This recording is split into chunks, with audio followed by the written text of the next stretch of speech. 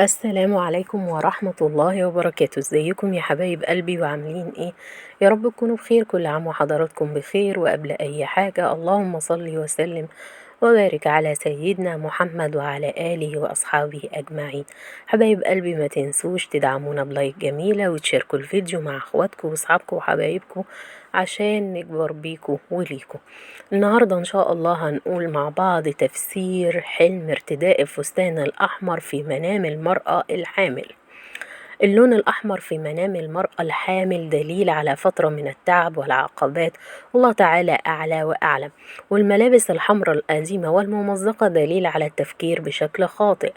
الفتاة الفستان الأحمر في منام الحامل دليل على خطة جديدة في مجال عملها ولكنها خائفة من مشاركتها.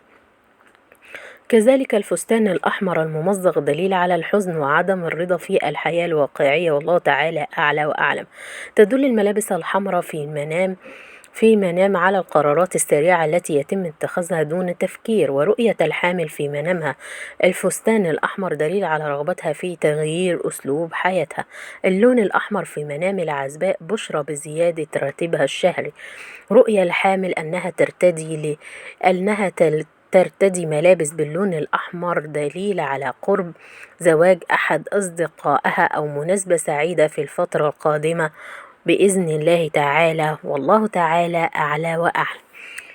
حبايب قلبي ما تنسوش تدعمونا بلايك جميلة زيكم وتشاركوا الفيديو مع اخواتكم واصحابكم وحبايبكم. أي حد فيكم محتاج أي تفسير حلم يسيبهولي تحت في كومنت، وانا ان شاء الله هفسرهوله واشوف او اعمله بفيديو جديد. حبايب قلبي اشوفكم الفيديو الجاي على خير. دمتم في رعاية الله.